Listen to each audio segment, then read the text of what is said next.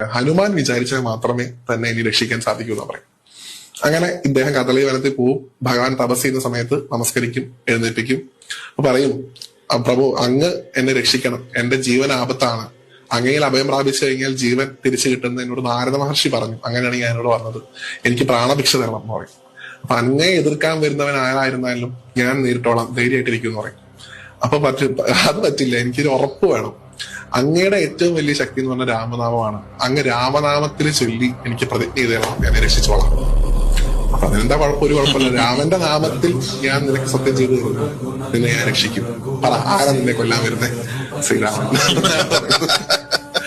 ഹനുമാൻ ഒരു ഭാവഭേദം ഉണ്ടായില്ല, അദ്ദേഹം ചിരിക്കുകയാണ് പറയുന്നത്, അങ്ങനെ ആവട്ടെ, ഒരു കുഴപ്പമില്ല, രാമനൊരു വാഗ്ദാനം കൊടുത്തിട്ടുണ്ടെങ്കിൽ അത് ചെയ്തേ സാധിക്കൂ, മാറ്റാൻ പറ്റില്ല എന്ന് പറയും.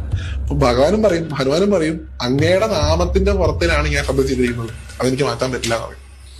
കുറെ തവണ പറഞ്ഞിട്ടും ഹനുമാൻ മാറുന്നില്ല എന്ന് കാണുമ്പോൾ ഭഗവാൻ അസ്ത്രം പ്രയോഗിക്കുന്നതാണ്, രാമബാണം എടുത്ത് ഹനുമാന്റെ നെഞ്ചിന് നേരെ ശ്രീരാമൻ തൊടുക്കുകയാണ് ചെയ്യുന്നത്. ആ രാമബാണം ഒരു പൂമാലയായി ഹനുമാന്റെ ദേഹത്ത് വന്ന് ചേർത്ത് എന്നാണ് പറയുന്നത്. ശ്രീരാമന് ഭയങ്കര അത്ഭുതമായി, ഇതെങ്ങനെ സംഭവിച്ചു. അപ്പൊ ചോദിക്കും, നീ എന്ത് മായാജാലമാണ് കാണിച്ചത്, നീ എന്ത് മായാവിദ്യയാണ് കാണിച്ചത്, എന്റെ ബാണം ഇതുവരെ തോറ്റിട്ടില്ല, രാവണനെയും പോലും പതിക്കാൻ ഈ ഒരു ബാണത്തിന് സാധിച്ചിട്ടുണ്ടല്ലോ.